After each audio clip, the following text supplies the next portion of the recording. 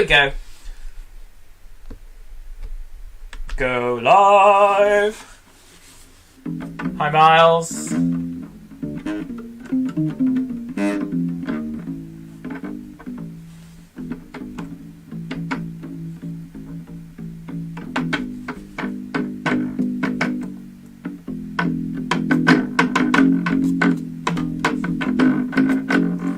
That's YouTube going. Way. So we're all good to start. Right. Are we ready for Sharing Sunday? It's raining here. It's raining.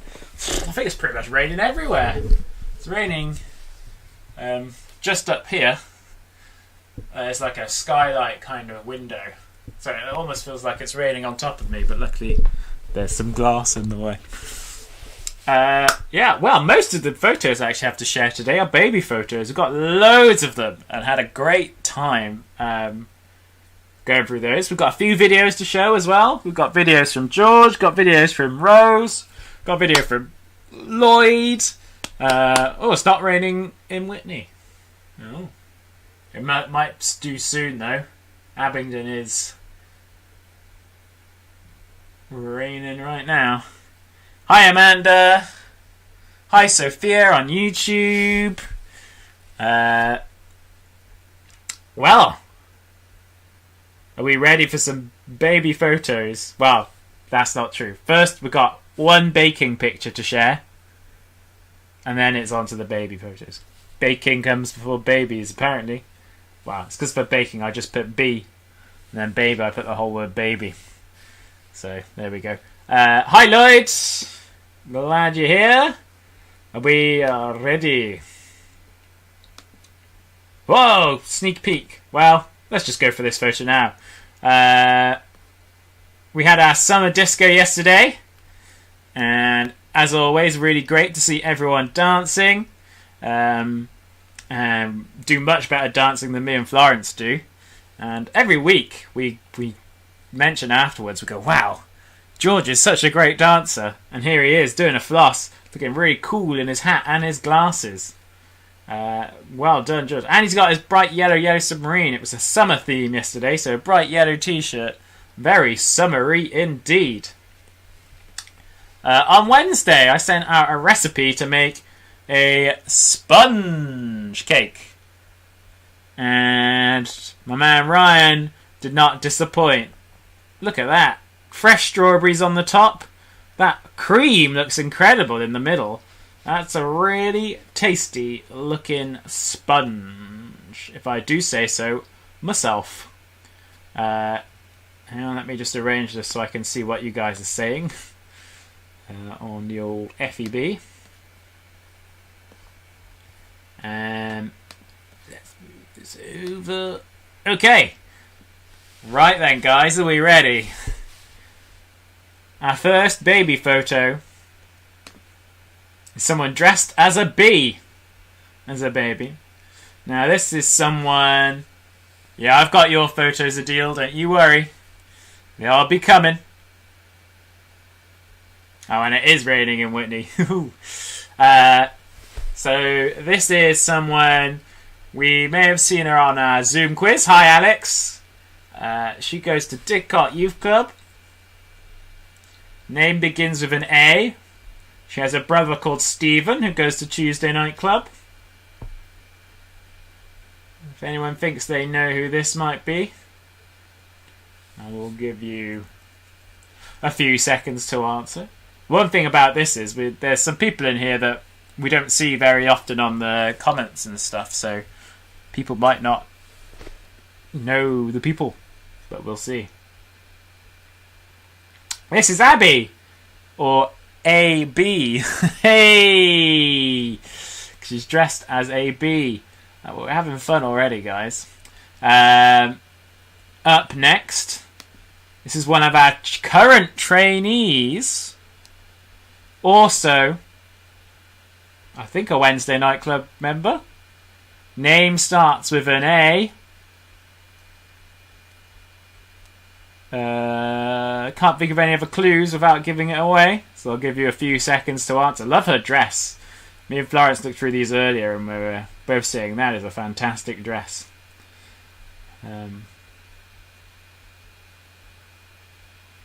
This is Amy. This is a picture of Amy. Up next, look at this. Look at this fella.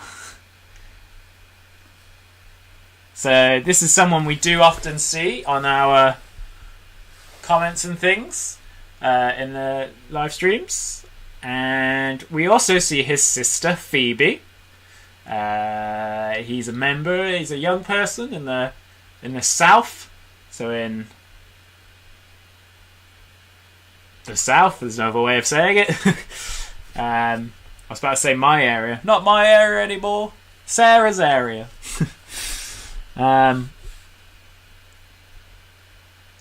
If anyone has any guesses, I'll give you a few seconds.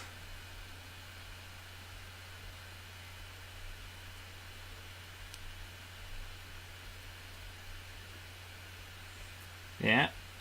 Is Daniel. Oh, well done, Katie. Katie got it. Well done.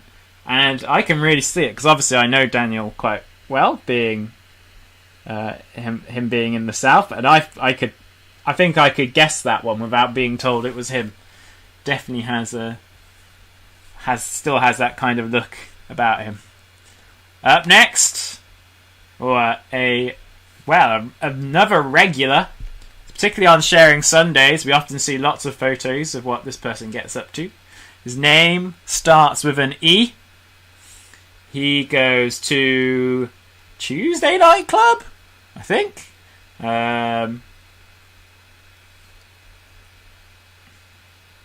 Few seconds for anyone to guess. This is Ethan.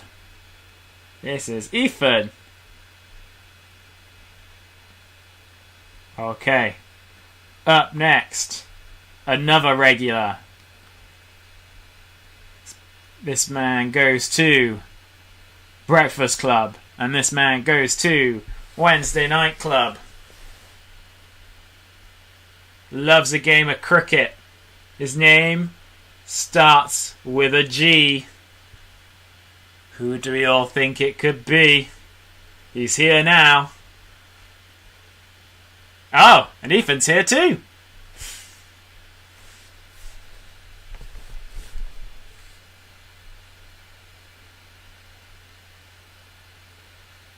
This one is...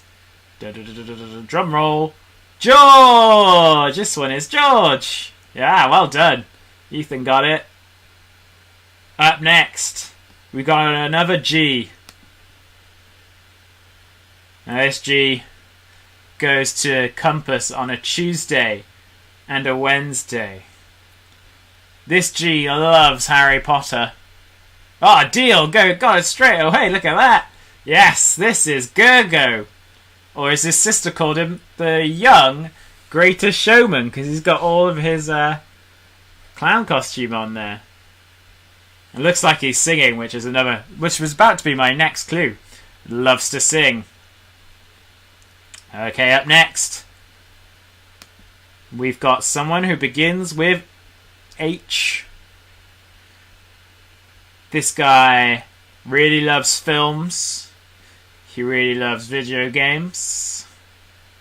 He had a Tigger with him yesterday in the disco.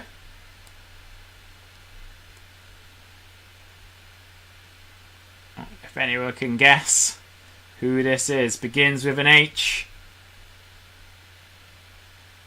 Another clue is his last name has a weather in it. Goes to Wednesday Night Club. He went to Weymouth last year on holiday. I think. Was that the year I went? I don't know.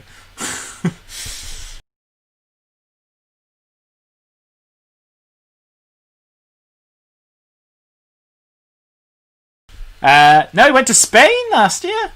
Yeah, he went to Spain last year. That was... this one's Harry! Oh, I wonder if you can guess this one, guys. This one It's a Yellow Submarine staff member. His name begins with J. You see him nearly every day. I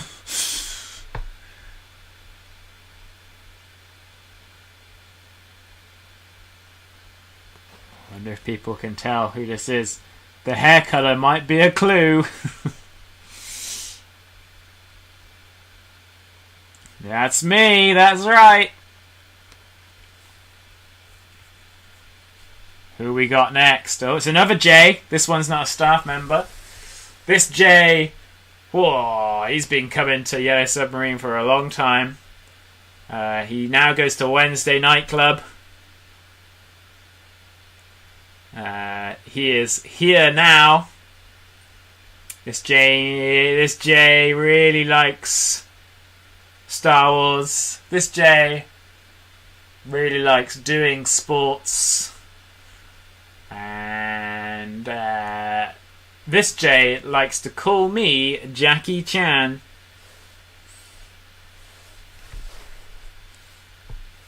This is James. That's right. The sweet baby James.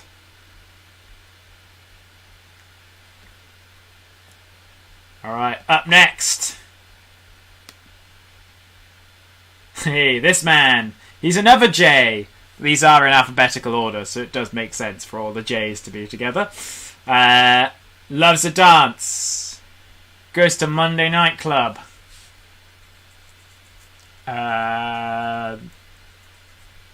Loves a chat.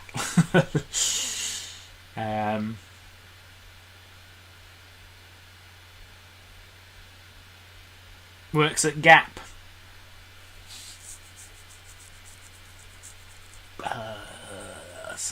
Good clues. That's Jessel. Yes, it is. Next up, we've got another Yellow Submarine staff member. This one starts with a K. If you go to Breakfast Club or Wednesday Night Club, you'll see this staff member a lot. If you are ever in our office, you'd see this person a lot too.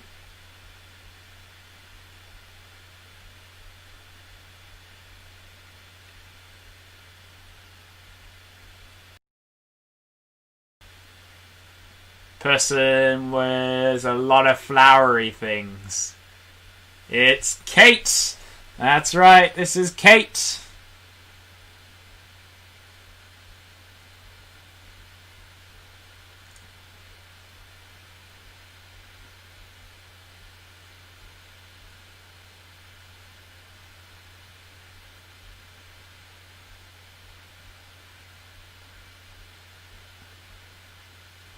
No problem, Lloyd. It's okay. Remember, it doesn't matter if you're late to a feed. Not a problem. It is Kate. Yes, everyone. Well done. Oh, look at this little guy. Alright, so we got an L now. I don't think he's here. At least I've not seen him in the comments.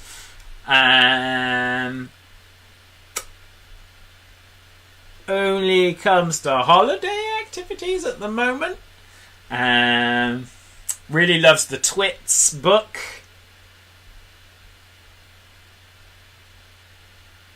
And yeah, begins with an L. This one is Leo. This is Leo. Next up, we got an R. So it's a girl.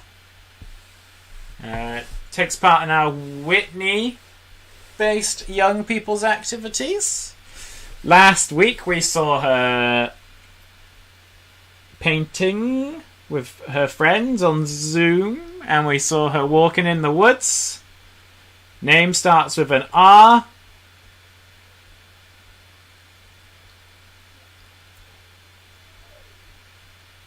Trying to think of another clue. That's all I got at the moment. This is Rose. This is Rose. Up next. Ah, this guy. Look at this. Now, this is another one. I think I could tell. If I didn't know who it was, I think I'd be able to guess who it is. So this is an R, another R. He goes to Monday Night Club. He also goes to Tuesday Compass. And he also goes to Thursday Compass. He... very good at baking, we've discovered, during lockdown. We've always getting pictures of things he's baked. And... loves to dance as well. He's a regular at our discos. And... very good. Oh, and he's got a very incredible talent where he could spin a DVD on his finger. If people remember our talent show. This is Ryan. This one's Ryan. Last baby photo, everyone. Here we go. So, this young lady is often on our streams, often in our Zooms. She usually watches on YouTube. She begins with an S. And yeah, she usually gives everything we do a try and always sends wonderful photos or videos of her doing those things. And we got a photo of something she did to her dad last week, which I meant to show you all last week, and it somehow got missed out of my list. This is Sophia. That's right, Katie. Well done. This is Sophia. And that's the last of our baby photos. But this is another one I think I could guess without being told. I think she's still got a bit of that look. Speaking of Sophia, so last week we did a makeover session. And I encouraged you all to give people makeovers at home. And Sophia certainly did. To a very, I'm sure now very happy with me, father. Her dad! She made her dad over. And he looks beautiful. Fantastic job. Did you do it blindfolded like Florence did, or did you just go for it normally? But either way, you did a fantastic job. I mean, if you did that blindfolded, that was very impressive. Maybe we should teach Florence a little bit. Okay, what do we got next? We've just got some little bits of news and some videos. Alright, cool. First off, we've got Adil.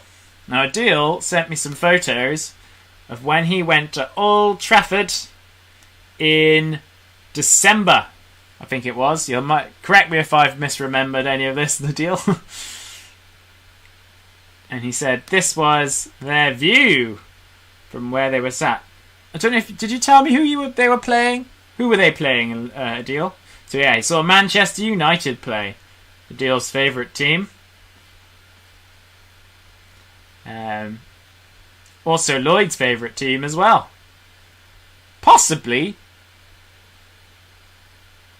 James's too? You'll need to remind me, James, of who your favourite football team is. Now, speaking of football teams, we got some pictures from Lloyd and Rose Hill FC, the team he helps coach.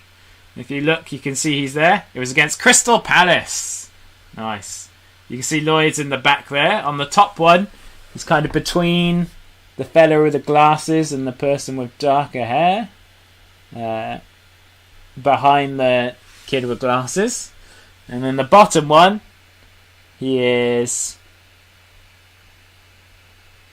at the back there, and you see he's got a red hat on.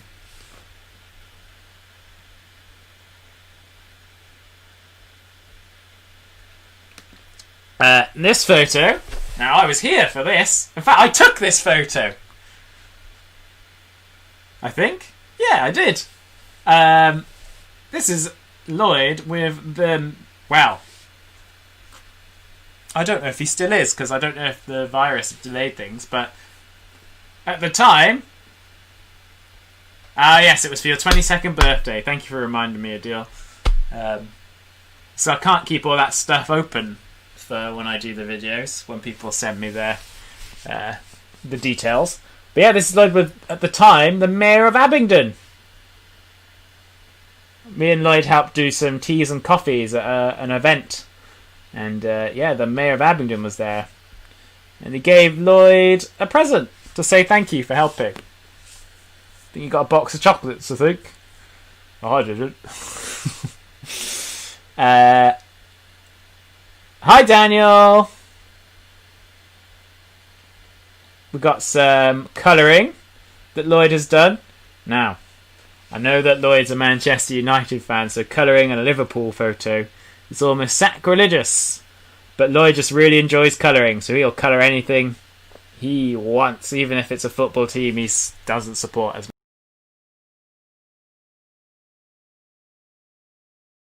much. Oh yes, Lloyd, if you're here still, if you could, I'm curious what JYC stands for. Because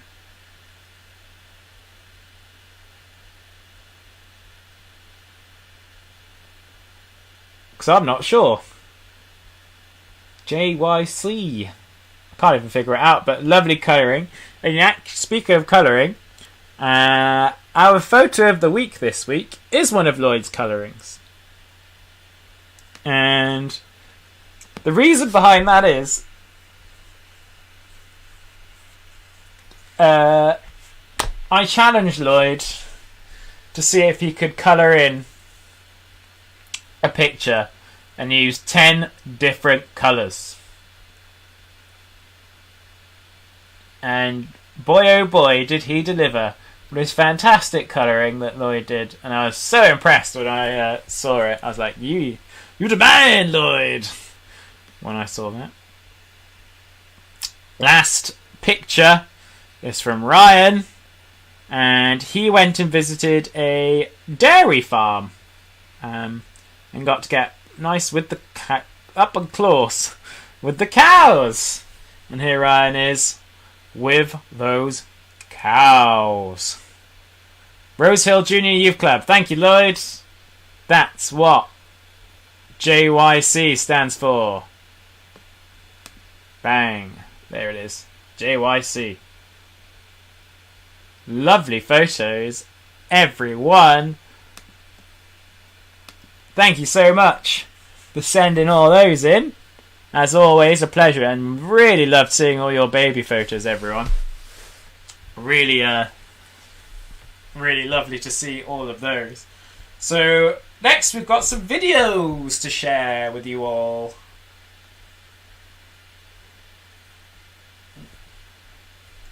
Didn't just burp at all. I don't know what you're talking about. First up, we've got two from George. So George has been doing a bit of practice. First of all, he's been practicing hitting golf balls with his golf club. Let's take a little look.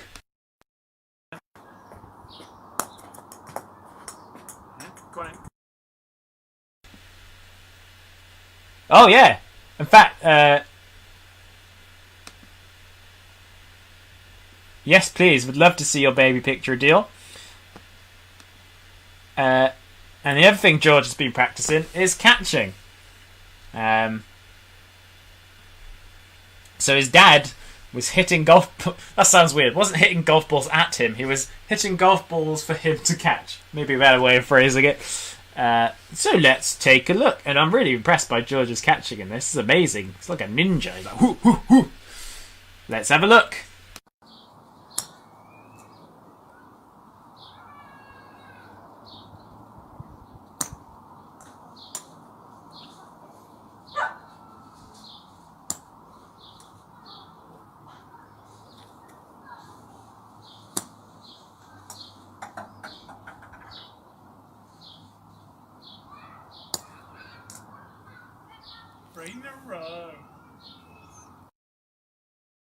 Wow, great work, George.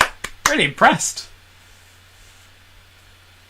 And I have to say, your dad's got pretty good golf skills too, to be able to hit the ball pretty much directly where it needs to be every time. That's also impressive.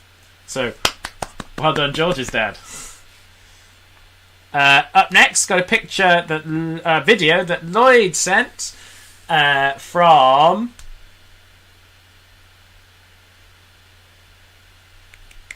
the pantomime he went to see it was actually in January, wasn't it? And it was I can't remember the show, but for some reason they shoved a monkey in it, and I think you're going to see the monkey come down and shake hands with all the Yellow Submarine people. Have you all been the best audience ever? I want to come down and say well done, three guys. You were all brilliant. Three guys, and they love every night.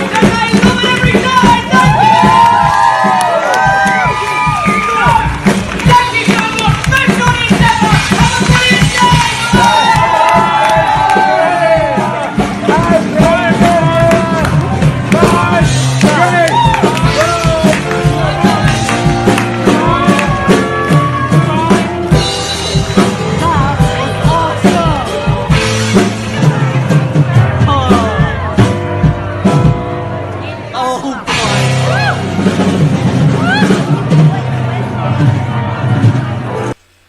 It was Beauty and the Beast. That's what it was. It says it right at the end there. The Oxford Playhouse, yes. And I hear that people got to meet the monkey afterwards and get photos with him too. So, yeah. And they even sent a special video message as well, which was very kind of them. So, thank you, Mr. Monkey Man. Next, we got some videos from Rose. I wish I had a video from Jessel as well, but I've forgotten to put it in the thing, but I'll just sort that out as we go along. But let's watch the ones from Rose first. Now, if you don't like bugs or insects, you might want to look away from the screen for a little bit, because Rose found a huge bug on one of her weekly woodland walks. I think that's the phrase. So let's take a look. I think it's a beetle, but I'm not 100%. But I did ask people to see who could see the most insects. So they're clearly keeping their eye out, keeping their eye peeled. Imagine I'm holding a magnifying glass. I like it, Mum. That's right. It looks enormous. It's wondering. That's Mr. Leafy. It's wondering. He's not going to play. Dad?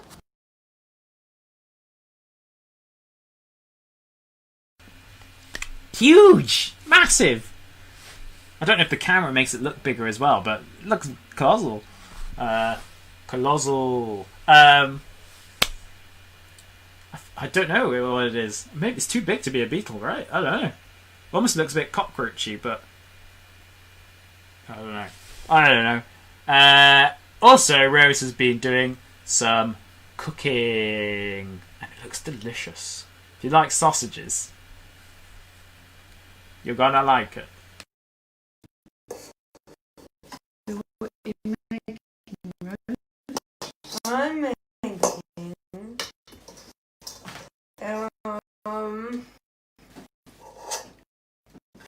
sausage tray baker with my mum. Wow. What's it got in it? Peppers, onions, potato, sausages, garlic, olive oil, And herbs. and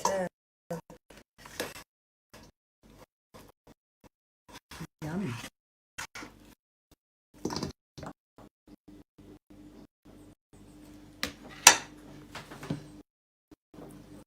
a bit for out. Like it.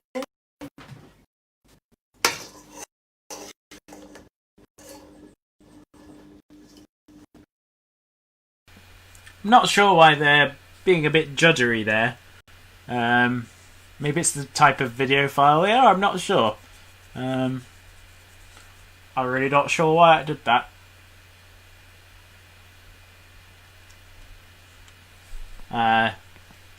But, hey. Food doesn't sound delicious. It looks delicious. And it tastes delicious. But we can't... I'm not going to start licking my screen. Or am I? Right.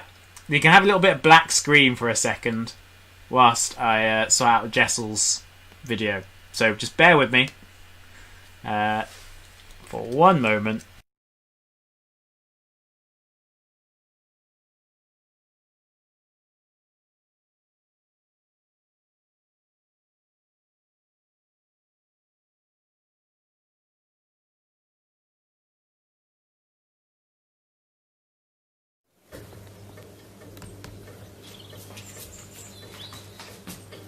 Everybody's always talking at me. Everyone is trying to get in my head. I wanna listen to my own heart talking. Count myself. Alright, okay, we're ready. Here is Jessel doing a bit of a song and a dance. I don't know what the song is, so that's all I can say about that. Maybe you guys know it though. I'm not really down with the current music scene.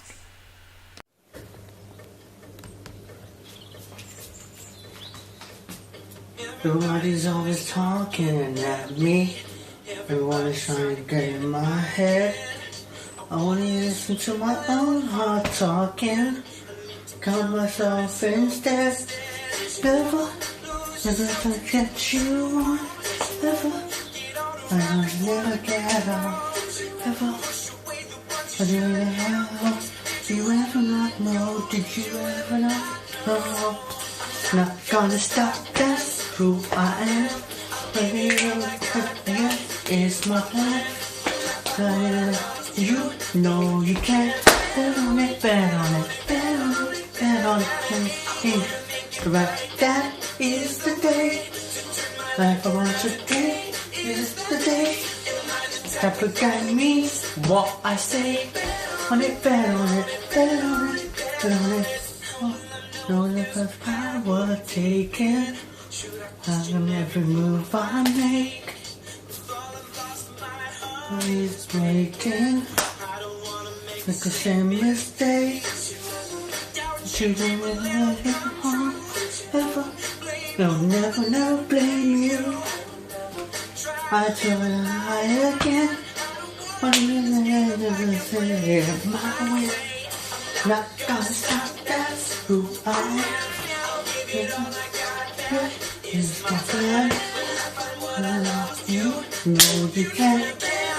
Bet on it, bet on it, bet on it. Now that is the day. Life around today is the day. God means what I say. Bet on it, bet on it, bet on it. Oh, hold up. Okay. Down. Go walk on my swing. Oh, dang. Oh, hold up.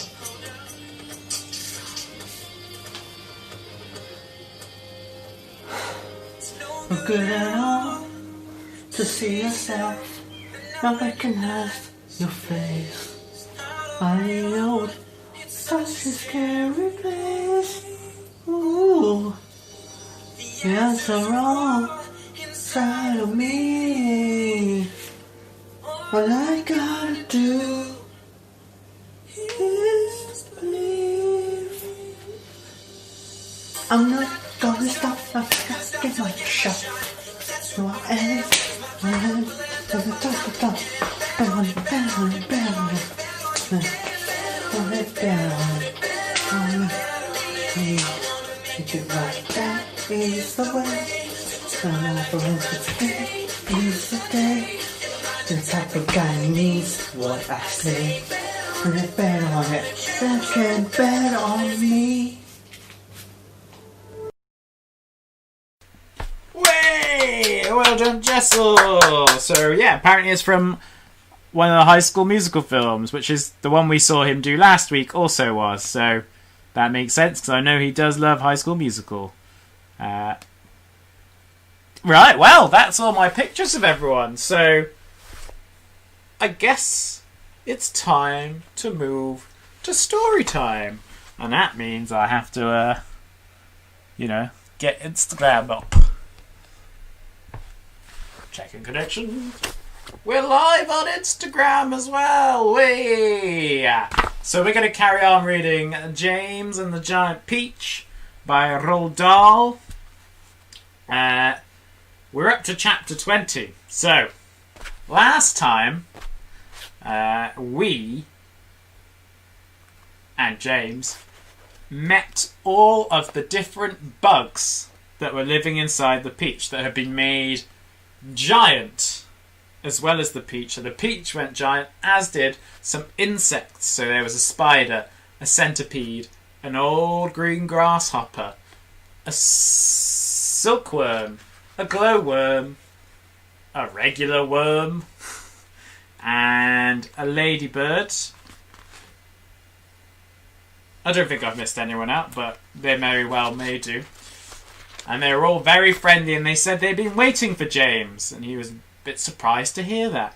And he discovered that they all ate... How many chapters left?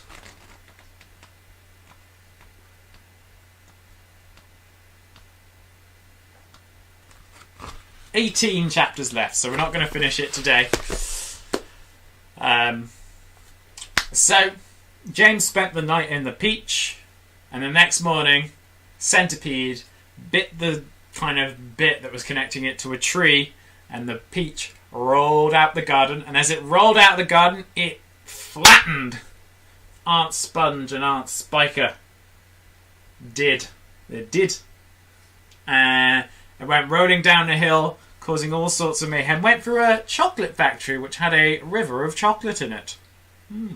And eventually went flying off the end of a cliff, the cliffs of Dover, in fact, and into the sea. Now, they were all really worried that they wouldn't have enough food for them to sail somewhere. But then James pointed out, you could just eat bits of the peach. It's so big, it would last for weeks. And everyone was really excited, and everyone's really happy with James because he's got all these great ideas. Next thing you know, some sharks show up. And they start biting at the peach. And if they keep biting, the peach is going to sink. And everyone's like asking James for an idea of how to save it. And they're all looking at James for a solution. And that's where we got up to.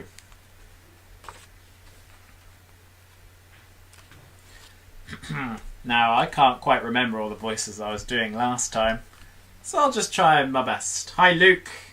Luke has joined us. Luke, you have joined us.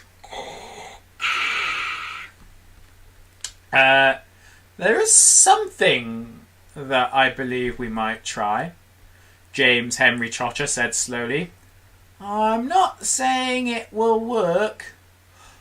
Tell us, cried the earthworm. Tell us quick. We'll try anything you say, said the centipede. But hurry, hurry, hurry. Be quiet and let the boy speak, said the ladybird. Go on, James. They all moved a little closer to him. There was a longish pause.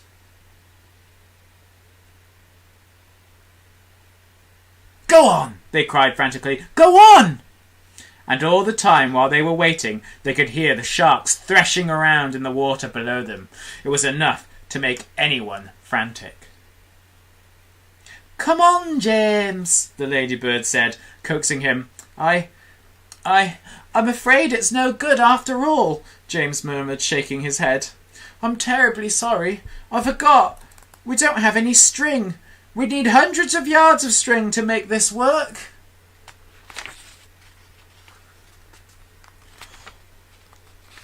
What sort of string? Asked the old green grasshopper sharply. Any sort, just so long as it's strong. But my dear boy, that's exactly what we do have. We've got all you want. How? Where? The silkworm, cried the old green grasshopper. Didn't you ever notice the silkworm? She's still downstairs. She never moves. She just lies there sleeping all day long, but we can easily wake her up and make her spin. And what about me, may I ask? Said Miss Spider. I can spin just as well as any silkworm. What's more, I can spin patterns. Can you make enough between you? Asked James. As much as you want. And quickly? Of course, of course. And would it be strong? The strongest that there is. It's as thick as your finger. But why? What are you going to do? I'm going to lift the peach out of the water. You're mad, cried the earthworm. It's our only chance. The boy's crazy. He's joking. Go on, James, the ladybird said gently. How are you going to do it? Skyhooks, I suppose, jeered the centipede. Seagulls, James answered calmly. The place is full of them. Look up there. They all looked up and saw a great mass of seagulls wheeling around and around in the sky. That's the picture.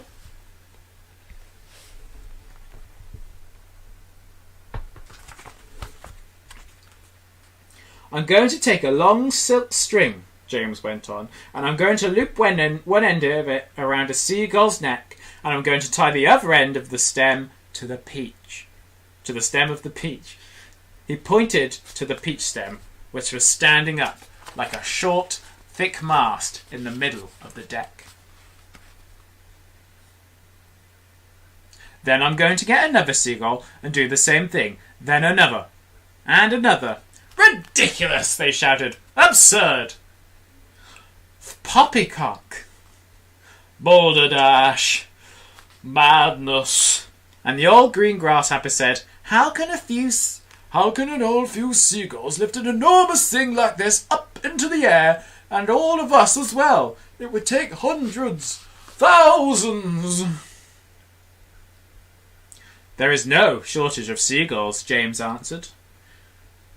Look for yourself.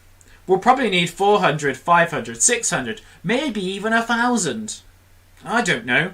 I shall simply go on hooking them up to the stem until we have enough to lift us.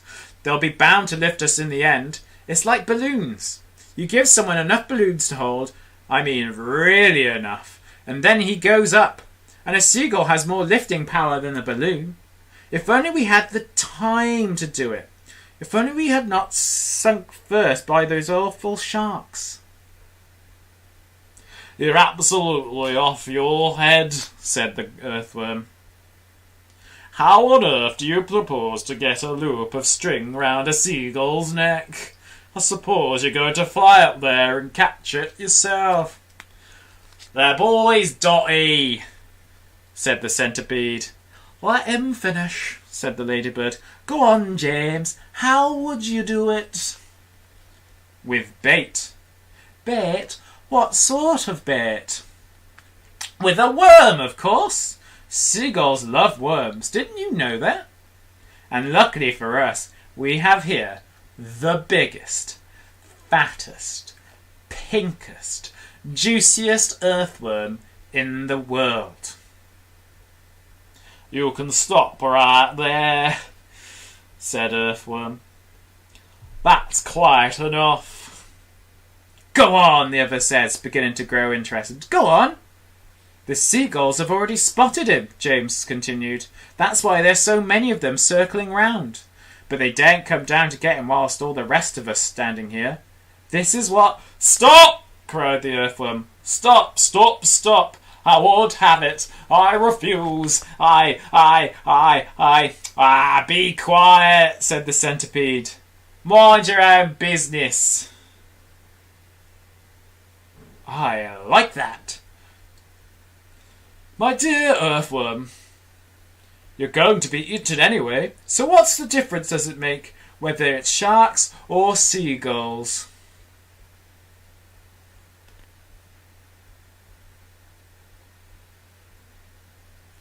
I won't do it. Why don't we hear what the plan is first, said Green Grasshopper. I don't give a hoot what the plan is, cried the earthworm. I'm not going to be pecked to death by a bunch of seagulls.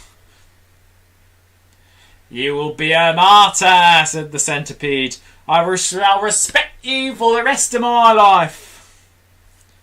So will I, said Miss Spider, and your name will be in all the newspapers. Earthworm gives life to save all his friends. But he won't have to give his life, James told to them. Now listen to me. This is what we'll do. 21. Why, it's absolutely brilliant, cried the old green grasshopper when James had explained his plan. That boy's a genius, cried the centipede. Now I can keep my boots on after all. Oh, I shall be pecked to death, wailed the poor earthworm. Of course you won't. I will. I know I will. And I won't even be able to see them coming because I have no eyes. James went over and put an arm gently round the earthworm's shoulders. They have shoulders? I won't let them touch you, he said. I promise I won't, but we've got to hurry. Look down there. There were more sharks than ever now around the beach. The water was boiling with them. There must have been 90 or 100 at least, and to the travellers on top it certainly seemed as though the beach was sinking lower and lower into the water.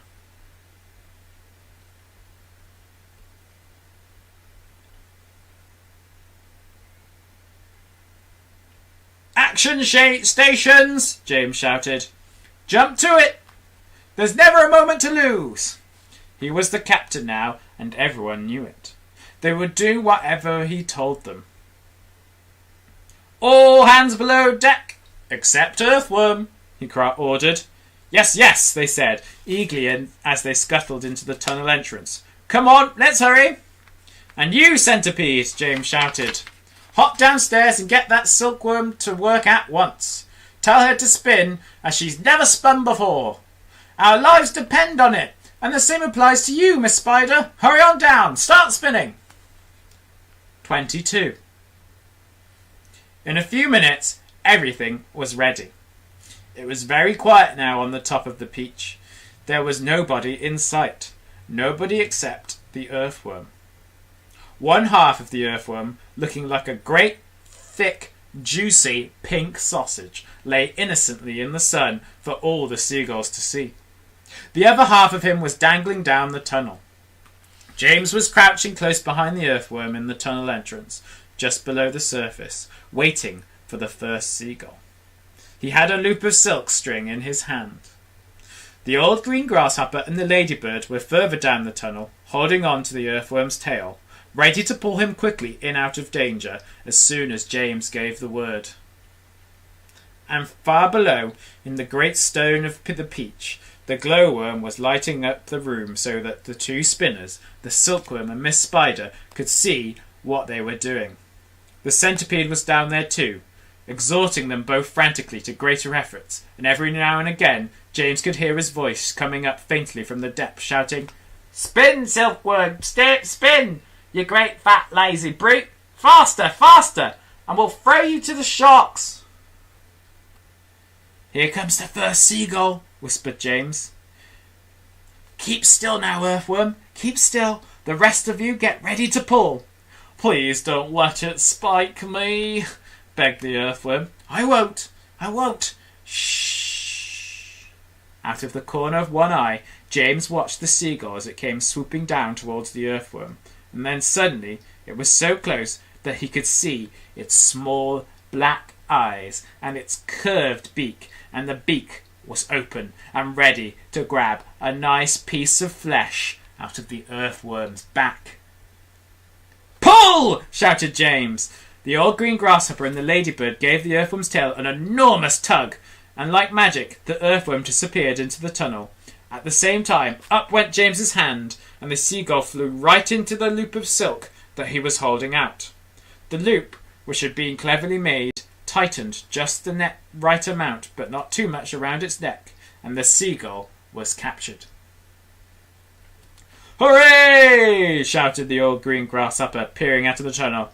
"Well done, James!"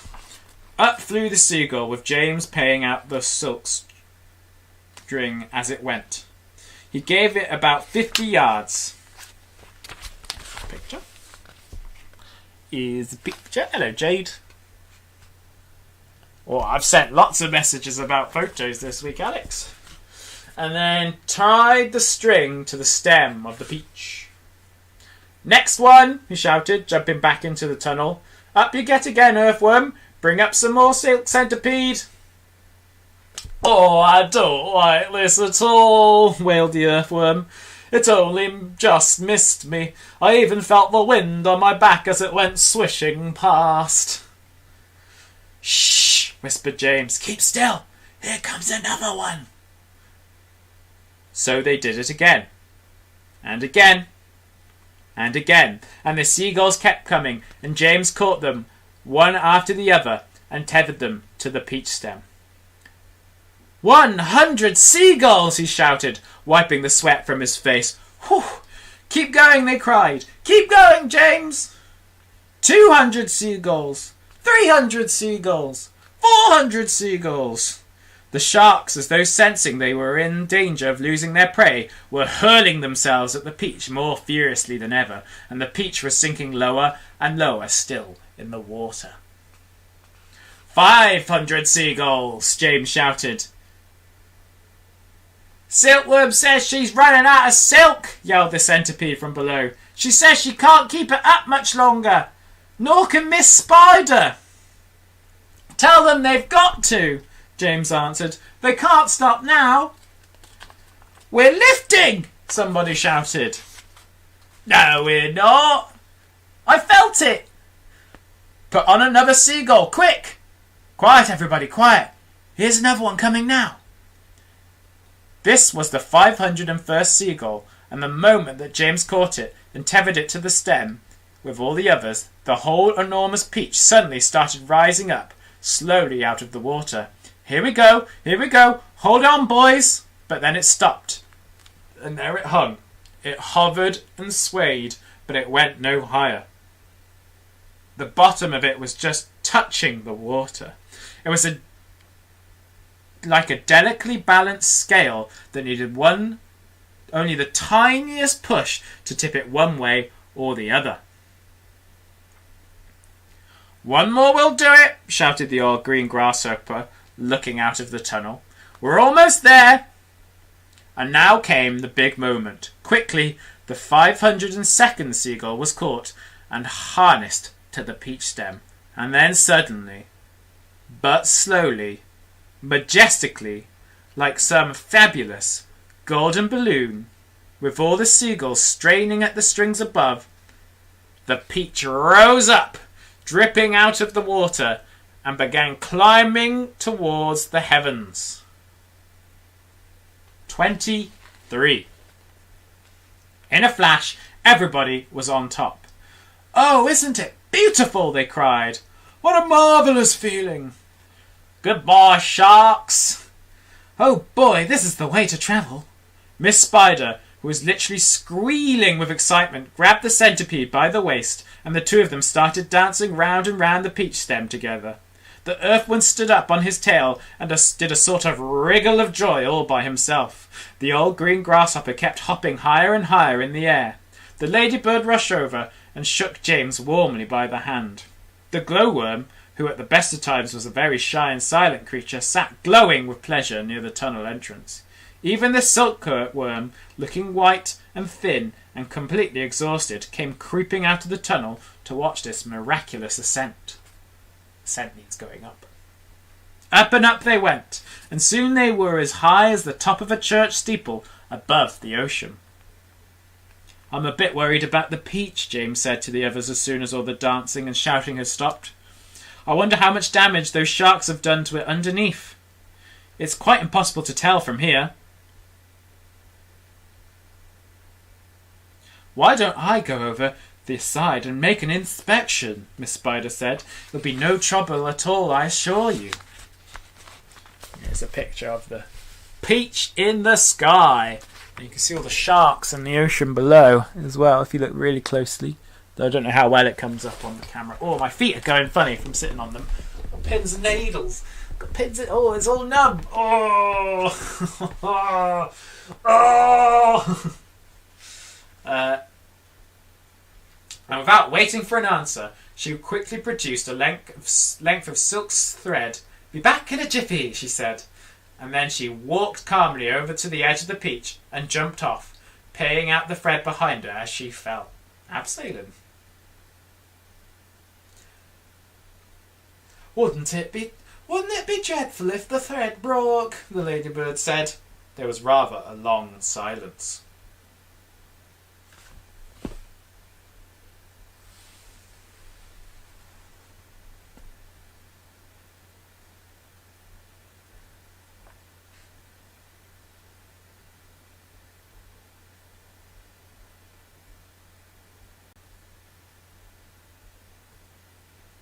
"Are you all right, Miss Spider?" shouted the old green grasshopper.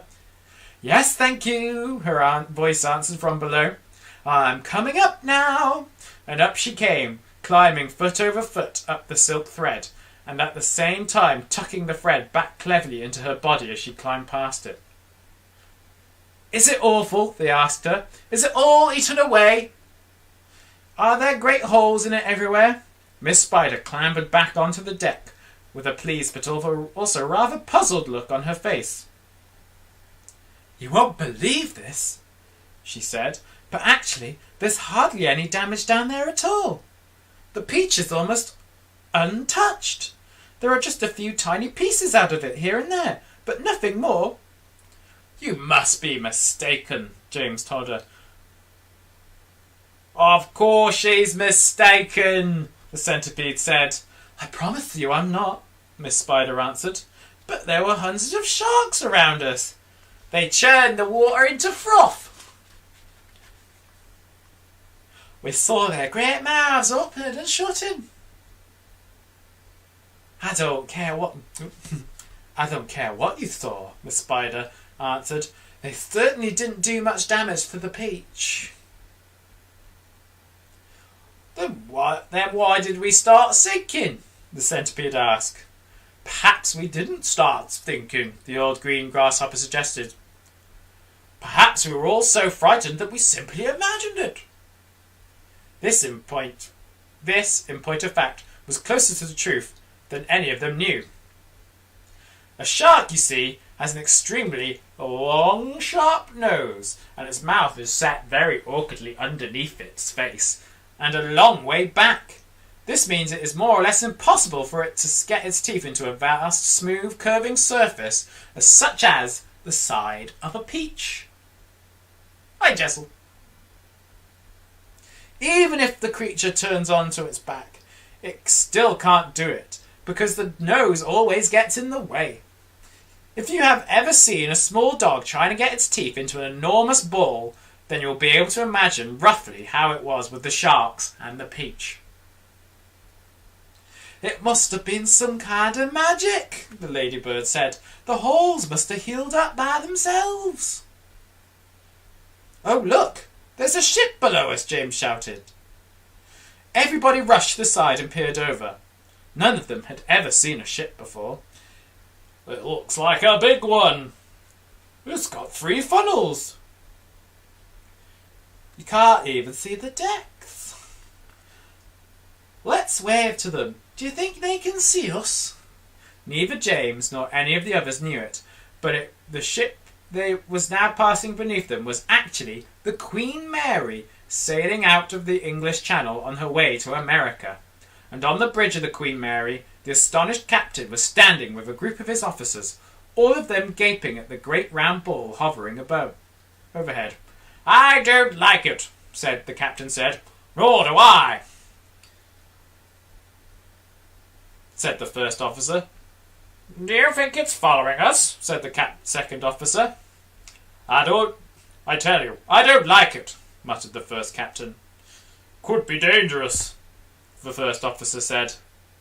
"That's it," cried the captain. "It's a secret weapon. Holy cats! Send a message to the Queen at once. The country must be warned, and give me my telescope."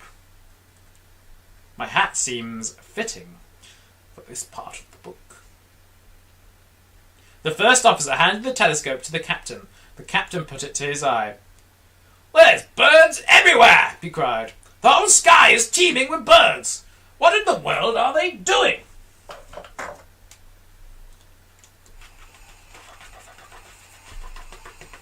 "What in the world are they doing?"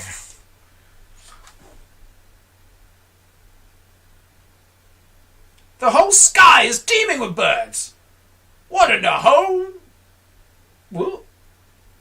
world are they doing? And wait a second. There are people on it. Wait a second. Do I have the darndest thing focused right? It looks like a little boy in short trousers. Yes, I can distinctly see a little boy in short trousers. Yes, and there's a sort of giant ladybird. Now, just a minute, Captain, the first officer said. "And the colossal green grasshopper." "Captain," the first officer said sharply. "Captain, please! And a mammoth spider!" "Oh dear, he's been at the whiskey again," whispered the second officer. "And an enormous, a simply enormous centipede!" screamed the captain. "Call the ship's doctor," the first officer said. "Our captain is not well." A moment later, the great round ball disappeared into a cloud, and the people on the ship never saw it again. I'm not sure what the plan for tomorrow is yet, Adil. I've got to have a think if it's going to be a game or something else. So I'm running out of games.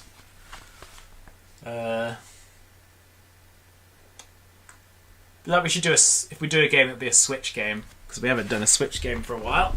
It'll be mainly PS4. I don't know what it's going to be though.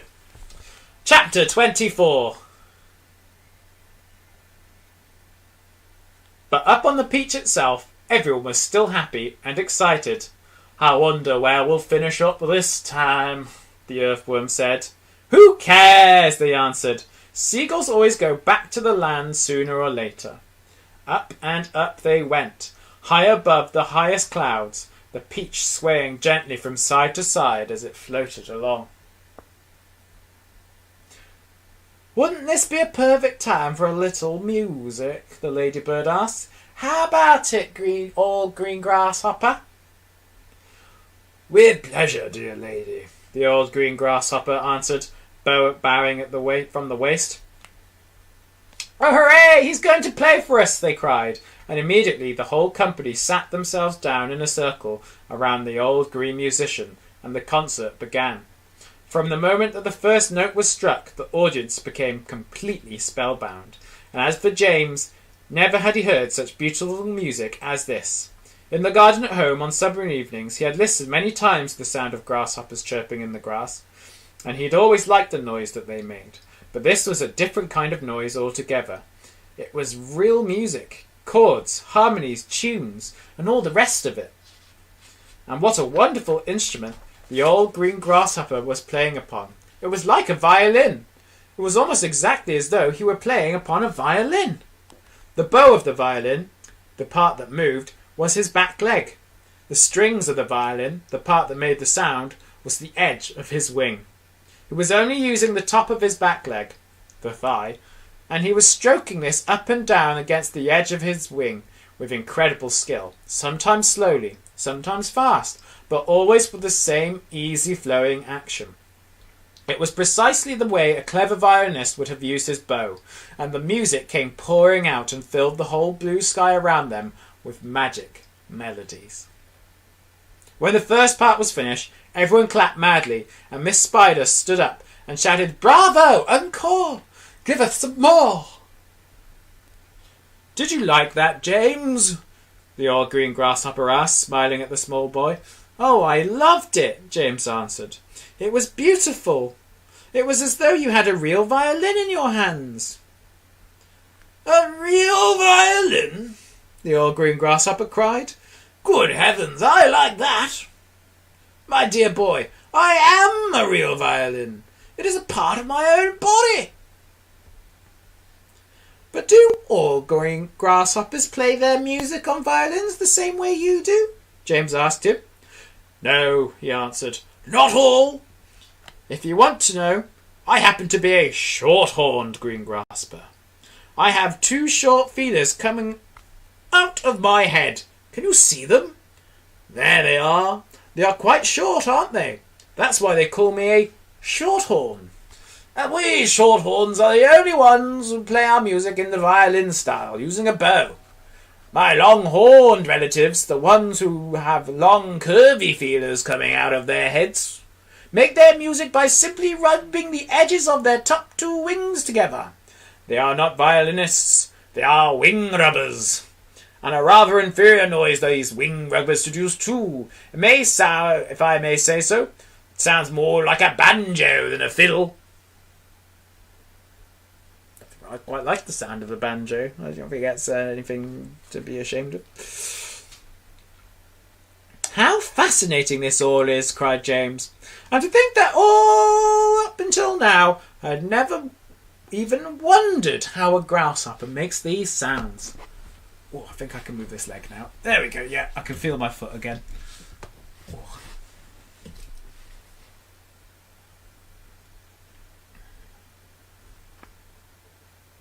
Oh, I've lost where I was now.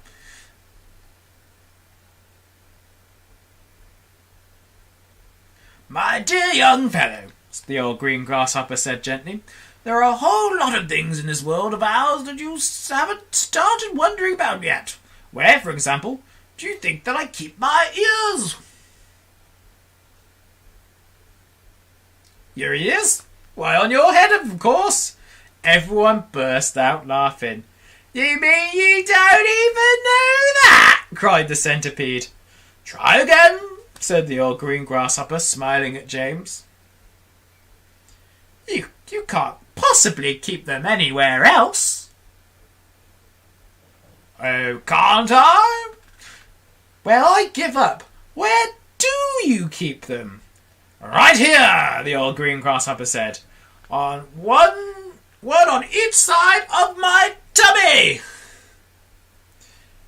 "It's not true." "Of course it's true. But what's so peculiar about that? You ought to see where my cousins the crickets and the katydids keep theirs." "Where do they keep them?" "In their legs. One in each front leg, just below the knee." "You mean you didn't know that either?" the centipede said scornfully. "You're joking," James said. "Nobody could possibly have his ears in his legs." "Why not?" Because it's ridiculous, that's why." "You know what I think is ridiculous," the centipede said, grinning away as usual. "I don't mean to be rude, but I think it is ridiculous to have ears on the sides of one's head.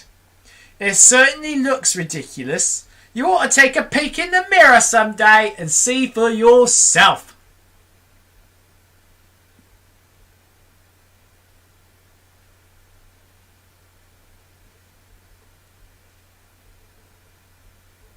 Pest! Cried the earthworm. Why must you always be so rude and rambunctious to everyone?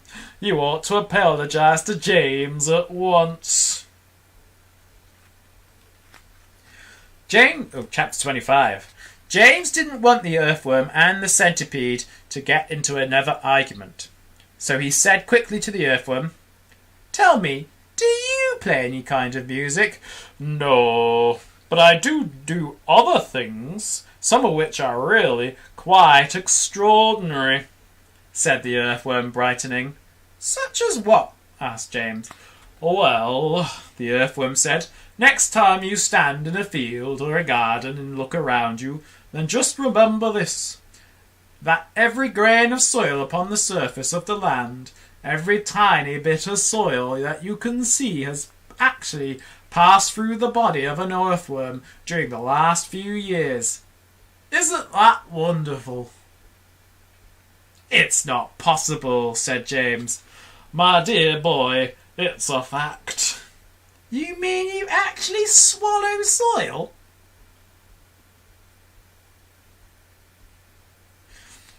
Like mad, the earthworm said proudly. In one end, out the other. But what's the point? What do you mean, what's the point? Why do you do it? We do it for the farmers. It makes the soil nice and light and crumbly so that things will grow well in it. If you really want to know, the farmers couldn't do without us. We are essential workers. They clap for them on a Thursday.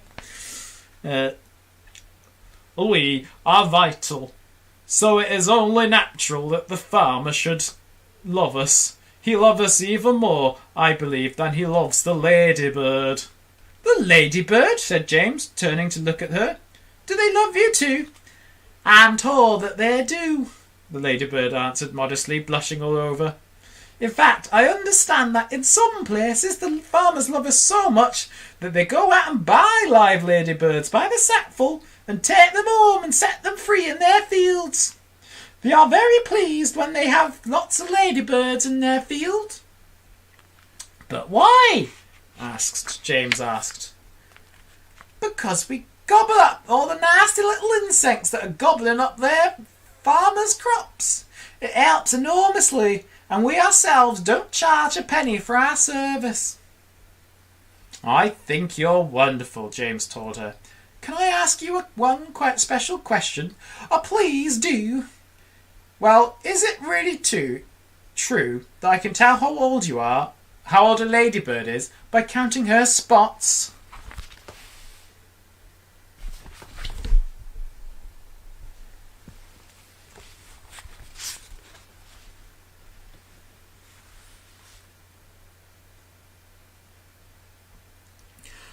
Oh no, that's just a children's story, the ladybird said.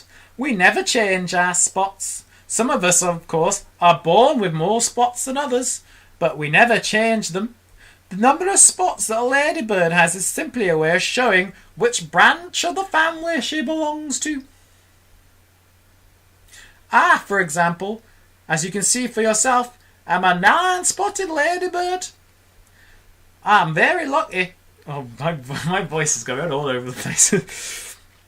It's a fine thing to be. It is indeed, said James, gazing at the beautiful scarlet shell with the 9 black spots on it. On the other hand, the ladybird went on, some of my less fortunate relatives have no more than 2 spots altogether on their shells. Can you imagine that? They are called 2-spotted ladybirds, and very common and ill-mannered they are, I regret to say. And then, of course, you have the 5-spotted ladybirds. They are much nicer than the 2-spotted ones. They're going a bit Geordie. there. I need to get my Manchurian back. Hello. That's my buy-in word. Hello. They are much nicer than 2-spotted ones, although I myself find them a trifle too saucy for my taste. But they are all But they are all of them loved, said James. Yes, said the ladybird answered quietly.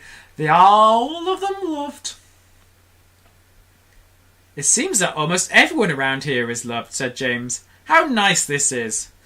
Not me, cried the centipede happily. I am a pest and I'm proud of it.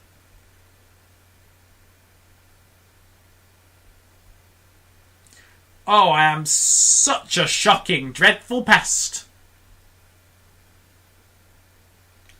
Here, here, here, said the earthworm. But what about you, Miss Spider? Asked James. Aren't you also much loved in the world? Alas, no. Alas, no, Miss Spider answered, sighing long and loud. I'm not loved at all. I can't stop being northern now. Yeah. And yet I do nothing but good. All day long I catch flies and mosquitoes in my web. I am a decent person. I know you are, said James. It's very unfair that the way we spiders are treated, Miss Spider went on. Why, only last week your own horrible Aunt Sponge flushed my poor dear father down the plug hole in the bathtub. Oh, how awful, cried James. I watched the whole thing from a corner up in the ceiling, Miss Spider murmured. It was ghastly. We never saw him again. A large tear rolled down her cheek and fell with a splash on the floor.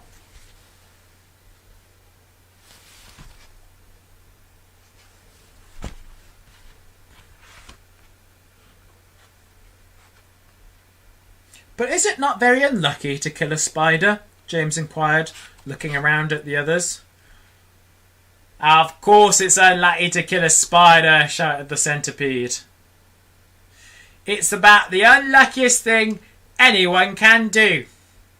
Look what happened to Aunt Sponge after she did that. Bump! We all felt it, didn't we, as the peach went over her? Oh, what a lovely bump that must have been for you, Miss Spider. It was very satisfactory, Miss Spider answered. Will you sing us a song about it, please? So the centipede did. Aunt Sponge was terrifically fat and tremendously flabby at that. Her tummy and waist were as soggy as paste. It was worse on the place where she sat.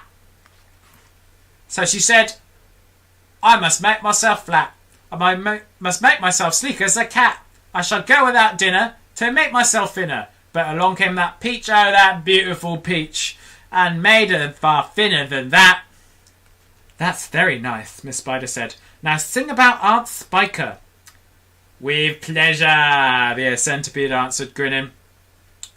Aunt Spiker was as thin as a wire, as dry as a bone, only drier. She was so long and thin, if you carried her in, you could use her for poking a fire. I must do something quickly, she frowned. I want fat, I want pound upon pound. I must eat lots and lots of marshmallows and chocks till I start bulging out all round. Ah, yes, she announced, I have sworn that I'll alter my figure by dawn. Cried the peach with a snigger. I'll alter your figure and ironed her out on the lawn. Everybody clapped and called out for more songs from the centipede, who at once launched into his favourite song of all. Once upon a time, when pigs were swine and monkeys chewed tobacco, and hens took snuff and took themselves to make themselves tufts, and the duck said quack, quack, quacko, and porcupines drank fiery wines, and goats ate tapioca. And old Mother Stubborn got stuck in the Look out, centipede! James cried. Look out! The centipede... Oh, chapter 26. So we all know where we're at.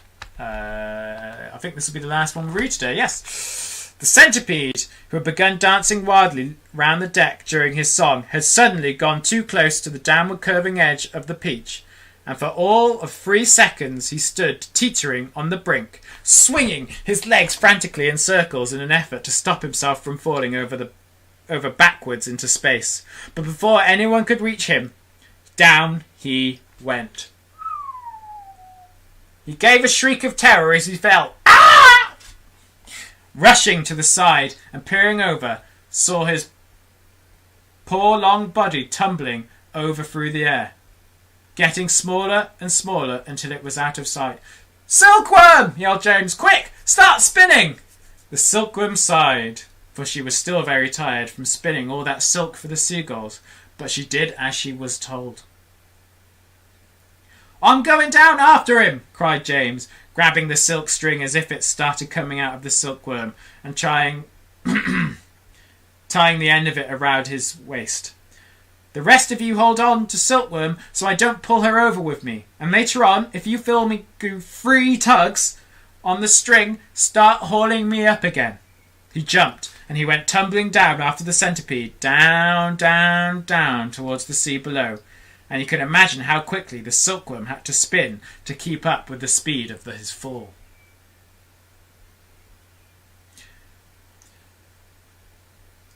"We'll never see either of them again," cried the ladybird. Oh dear, just when we were all so happy too."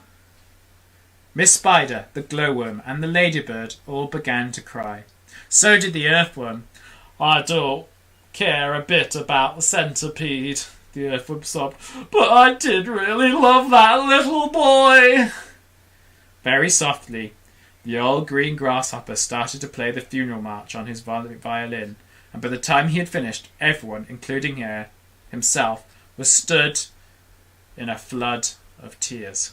Suddenly, there came 3 sharp tugs on the rope. "Pull!" shouted the old green grasshopper. "Everyone, get behind me and pull!" There was about a mile of string to be hauled in. There was about... and they all worked like mad, and in the end, over the side of the peach, there appeared a dripping wet James with a dripping wet centipede clinging to him tightly with all 42 of his legs.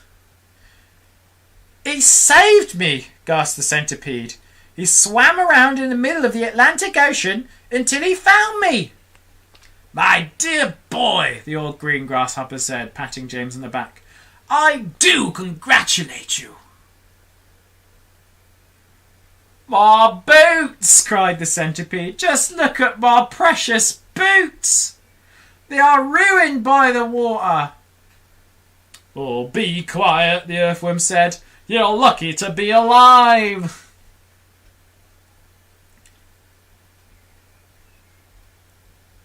"Are we still going up and up?" asked James.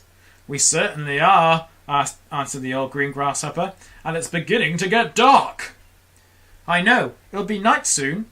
Why don't we all go down below and keep warm until tomorrow morning?" the spider suggested. "No," the old green grasshopper said. "I think that would be unwise. It will be safer if we all stay up here through the night and keep watch. Then, if anything happens, we shall... anyway, be ready for it." I wonder if anything will happen.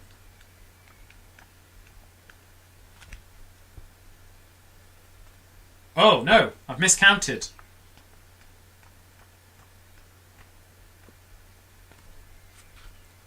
We should do one more chapter and then next time we do... yeah. I'm going to do one more. I miscounted our chapters. James Henry Trotter and his companions crouched close together on the top... oh, here's a picture of them all doing their thing. Putting him up. James Henry Trotter and his companions crouched close together on the top of the peach as the night began closing in around them. Clouds like mountains towered high above their heads on all sides, mysterious, menacing, overwhelming. Gradually, it grew darker and darker, and then the pale 3/4 moon came up over the tops of the clouds and cast an eerie light over the whole scene. The giant peach swayed gently from side to side as it floated along, and the hundreds of silky white strings going upward from its stem were beautiful in the moonlight. Soon, so also was the great flock of seagulls overhead. There was not a sound anywhere. Travelling upon the peach was not in the least like travelling in an airplane. The airplane comes clattering and roaring through the sky, and whatever might be lurking secretly above in the great cloud mountains goes running for cover at its approach. That is why people who travel in airplanes never see anything. We're on chapter 27, right? But the peach. Ah, yes. The peach was a soft, stealthy traveller, making no noise at all as it floated along. And the several times during that long, silent night ride high up over the middle of the ocean in the moonlight, James and his friends saw things no one had ever seen before. Once, as they drifted silently past a massive white cloud, they saw on top of it a group of strange, tall, wispy-looking things that were about twice the height of ordinary men. They were not easy to see at first, because they were almost as white as the cloud itself. But as the peach sailed closer, it became obvious that these things were actually living creatures. Tall, wispy, wraith-like, shadowy white creatures who looked as though they were made out of a mixture of cotton wool and candy floss. "Ooh," the ladybird said. "I don't like this at all." "Shh," James whispered back. "Don't let them hear you. They must be cloud men." "Cloud men?" they murmured, huddling closer together for comfort. "Oh dear, oh dear." There's a picture of them gliding through the sky. Oh, it's a bit of a long one for Instagram, so I'll scroll it across like that. There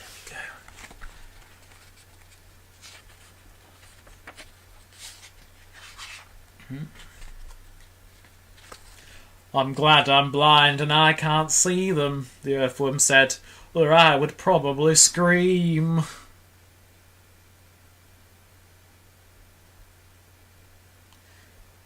"I hope they don't turn around and see us," Miss Spider stammered. "Do you think they would eat us?" the earthworm asked. "They would eat you," the centipede answered, grinning. "They would cut you up like a salami and eat you in thin slices." The poor earthworm began to quiver all over with fright. "But what are they doing?" the old green grasshopper whispered. "I don't know," James answered softly. "Let's watch and see." The cloud men were all standing in a group, and they were doing something peculiar with their hands. First they would reach out, all of them at once, and grab handfuls of cloud. Then they would roll these handfuls of clouds in their fingers until they turned into what looked like large white marbles. Then they would toss the marbles to one side and quickly grab more bits of cloud and to start over again. It was all very silent and mysterious. The pile of marbles beside them kept growing larger and larger. Soon there was a truckload of them there at the least. "They must be absolutely mad," the centipede said. "There's nothing to be afraid of here." "Be quiet, you pest," the earthworm whispered. "We shall all be eaten if they see us." But the cloud men were much too busy with what they were doing to have noticed the great peach floating silently up behind them. Then the watchers on the peach saw one of the cloud men raising his long wispy arms above his head, and they heard him shouting, "All right, boys, that's enough! Get the shovels!" And all the other cloud men immediately let out a strange high-pitched whoop of joy and started jumping up and down and waving their arms in the air. Then they picked up enormous shovels and rushed over to the pile of marbles and began shoveling them as fast as they could over the side of the cloud into space. "Down they go!" they chanted as they worked. "Down they go! Hail and snow, freezes and sneezes, and noses will blow!" "It's hailstones," whispered James excitedly. "They've been making hailstones, and now they are showering them down onto the people in the world below." "Hailstones?" the centipede said. "That's ridiculous. This is summertime. You don't have hailstones in summertime." "They are practicing for winter," James told him. "Oh, I don't believe it," shouted the centipede, raising his voice. "Shh!" the others whispered, and James said softly, "For heaven's sake, centipedes, Don't make so much noise." The centipede roared with laughter. "Those imbeciles couldn't hear anything," he cried. "They're deaf as doorknobs, you watch!" And before anyone could stop him, he cupped his front feet to his mouth and was yelling at the Cloudmen as loud as he could. "Idiots!" he yelled. "Nincompoops! Half-wits! Blunderhead! Asses! What on earth do you think you're doing over there?" The effect was immediate. The Cloudmen jumped around as if they had been stung by wasps, and when they saw the great golden peach floating past them, not 50 yards away in the sky, they gave a yelp of surprise and dropped their shovels to the ground. And there they stood with the moonlight streaming all over them, absolutely motionless, like a group of tall, white, hairy statues, staring and staring at the gigantic fruit as it went sailing by. The passengers on the peach, all except Centipede, sat frozen with terror, looking back at the Cloudmen,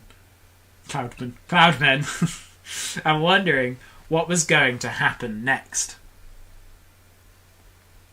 "I'm not frightened of them," shouted the centipede. And to show everybody once again that he wasn't, he stood up to his full height and started dancing about and making insulting signs at the Cloudmen with all 42 of his legs. This evidently infuriated the Cloudmen beyond belief. All at once they span around and grabbed great handfuls of hailstones and rushed to the edge of the cloud and started throwing them at the peach, shrieking with fury all the time. "Look out!" cried James. "Quick, lie down! Lie flat on the deck!" It was lucky they did. A large hailstone can hurt you as much as a rock or a lump of lead if it is thrown hard enough. And my goodness, how those Cloudmen could throw. The hailstones came whizzing through the air like bullets from a machine gun, and James could hear them smashing against the sides of the peach and burying themselves into the peach flesh with horrible squelching noises. Plop, plop, plop. And then ping, ping, ping as they bounced off the poor ladybird's shell because they couldn't lie as flat as the others, because she couldn't lie as flat as the others. And then crack as one of them hit the centipede right on the nose, and crack again as another one hit him somewhere else. "Ow!" he cried. "Ow! Stop! Stop! Stop!" But the Cloudmen had no intention of stopping. James could see them rushing about on the cloud like a lot of huge hairy ghosts, picking up hailstones from the pile, dashing to the edge of the cloud, hurling the hailstones at the peach, dashing back again to get more, and then when the pile of stones was all gone, they simply grabbed handfuls of cloud and made as many more as they wanted, and much bigger ones now, some of them as large as cannonballs. "Quickly!" cried James. "Down the tunnel or we'll be wiped out!" There was a rush for the tunnel entrance, and half a minute later everybody was safely downstairs inside the stone of the peach, trembling with fright and listening to the noise of the hailstones as they came crashing against the side of the peach. "I'm a wreck," groaned the centipede. "I'm wounded all over." "It serves you right," said the earthworm. "Would somebody kindly look and see if my shell is cracked?" the ladybird said. "Give us some light," shouted the old green grasshopper. "I can't," wailed the glowworm. "They've broken my bulb." "And put another one in," the centipede said. "Be quiet a moment," said James. "Listen. I do believe they're not hitting us anymore." They all stopped talking and listened. Yes, the noise had ceased. The hailstones were no longer smashing against the peach. "We've left them behind!" "The seagulls must have pulled us out away from danger." "Hooray! Let's go up and see!" Cautiously, with James going first, they all climbed back up the tunnel. James poked his head out and looked around. "It's all clear," he called. "I can't see them anywhere." And that's where we're finishing. So we've got 10 chapters left to do next time. Oh no, it's 11. I've miscounted. So I technically should do another one, but I'm not going to, because they're quite small. Yeah. So we shall finish James the Giant Peach next week. So I guess that means we'll also do a vote to choose our next book. So there we go. So thanks everyone for tuning in. Thank you for your baby photos. Thank you, Lloyd, for all your suggestions. I shall have a good read through them and see what I come up with tomorrow. I think Pokemon games might be a good shout, because I think you can get those on the Switch. Just depends how expensive they are. That's basically what will decide that. Enjoy the rest of your Sundays, everyone. I shall see you tomorrow for some kind of gaming on the Switch, on the Nintendo Switch. Thank you very much. Look at that, perfect timing on Instagram.